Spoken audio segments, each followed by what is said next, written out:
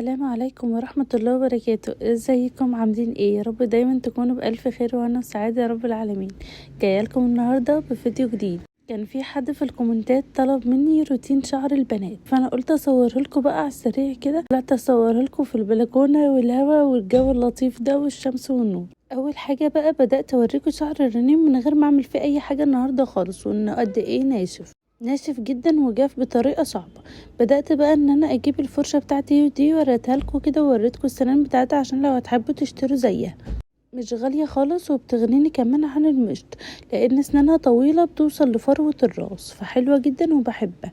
بدات بقى ان انا اسلك شعر رنيم كده وتسلك معايا على طول زي ما قلت لكم، لان الفرشه شعرها طويل. جبت بقى حمام الزيت ده على طول، كل شاور بعمل لهم حمام الزيت ده، لانه حمام زيت كنت الدكتور كان كاتبهولي لرنيم عشان شعرها جاف وكده.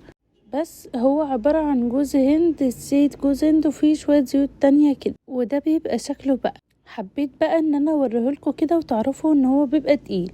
هو بيبقى جاي بخاخة، بس البخاخة ولا بيبقى ليها اي 30 لازمة، لانه سمكه تقيل زي ما انتوا شايفين، مش زيت. فالمفروض بقى ان هو زيت جوز هند على شوية زيوت تانية كده، بس برضو حبيت اصورهولكوا عشان لو حبيتوا تجيبوه. بيكون تقيل كده برضو، ما بيكونش خفيف. بدأت بقى ان انا احطه كده على فروة الراس وعلى ديل شعرها علشان يطريه ويرطب. بعدها المفروض ان انا بدلك بقى فروة الراس كويس جدا كده علشان يتخلخل الزيت بين الشعر يعني وكده، وبمشي ايدي عليه. مفروض في فرشة للكلام ده، بس للأسف كل ما اجي اصور بيضيعوا الحاجة اللي انا بصور بيها.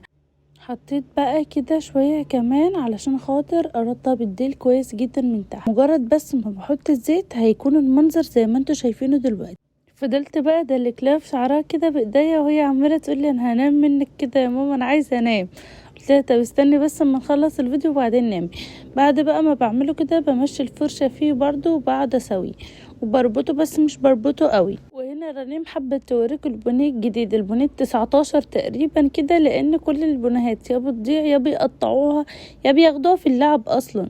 وانتي مش شرط تستخدمي بانيه خالص، ممكن تستخدمي كيس تلاجة عادي جدا. المهم ان الزيت دوت يا جماعة بنبقى نستخدمه، الدكتور كان قايل اللي بتعمليه بعد ما بتعمليه وتلبسيها البانيه بتستخدمي استشوار حراري وتمشيه على البانيه من فوق. وهنا بقى كنت بوريكم الشعر بتاعنا بقى رطب خالص والهيجان كله راح وبقى طري خالص وناعم وبيلمع. بدأت بقى ان انا الفه كده بالراحة، مش هربطه جامد. اولا يا جماعة علشان شعر ولادكم يبقى كويس ما تربطوهوش جامد، وحاولوا تغيروا الفرق كل شوية والتسريح.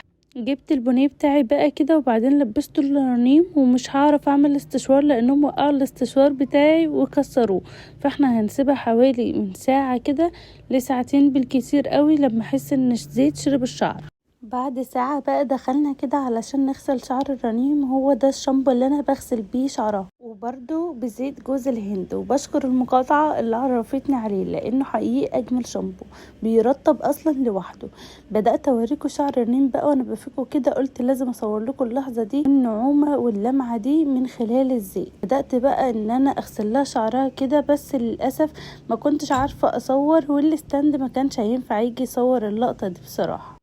غسلنا بقى الشعر بالشامبو كده كويس، وما كانش عندي بلسم فما حطيتش بصراحه. لو حابين تحطوا وتحطوا عادي خالص، بس انا شايفه ان الزيت والشامبو اصلا طروه. فيت بقى شعرها بالفوطه كده علشان خاطر تمتص شويه الميه اللي كانوا لسه باقيين في شعرها بعد ما نشفناه. وطلعنا البلكونه بتاعتنا وبدات حرفيا الشعر طري جدا جدا وفيه لمعه جميله. حبيت اوريهولكم، حبيت اعمل لكم الفيديو ده على شعر الرنيم، لان فتله شعر حور اصلا ناعمه مع الوقت ناعمه، مش هيبان الفرق فيه قوي زي ما هيبان في شعر الرنيم، لان شعر الرنيم فتلته ناعمه بس كل فتله لوحدها ومقصف وناشف شويه. بدأت بقى ان انا اسرح لها شعرها كده علشان لو في اي تشابك فيه برضو يروح.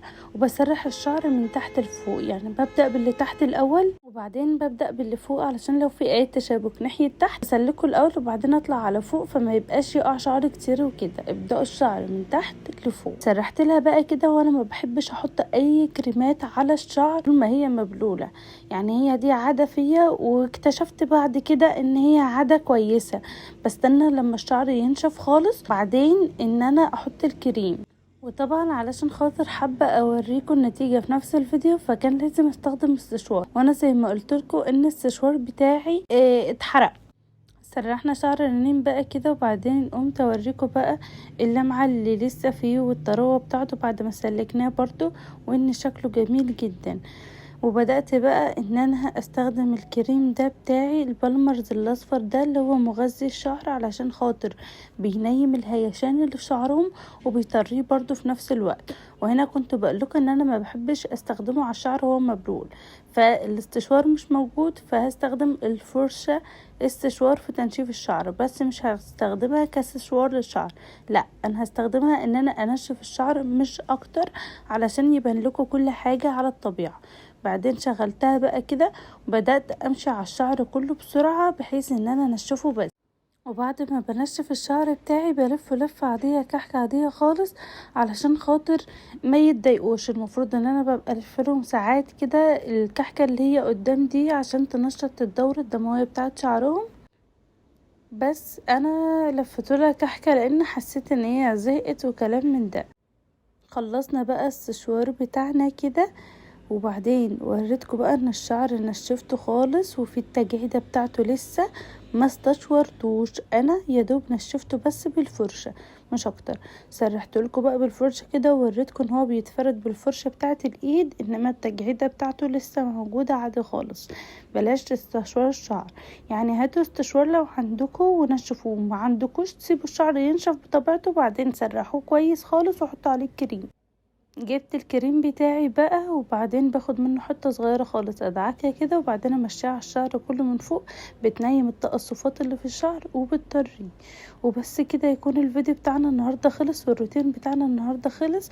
ما تنسوش تعملوا لايك للفيديو، كومنت حلو من كومنتاتكم الجميله، وتشتركوا في القناه لو لسه مشتركتوش، وشيروا الفيديو كتير كتير عشان نوصل 1000 مشترك. مش هنوصل غير بيكم وبدعمكم لينا. بس كده، اتمنى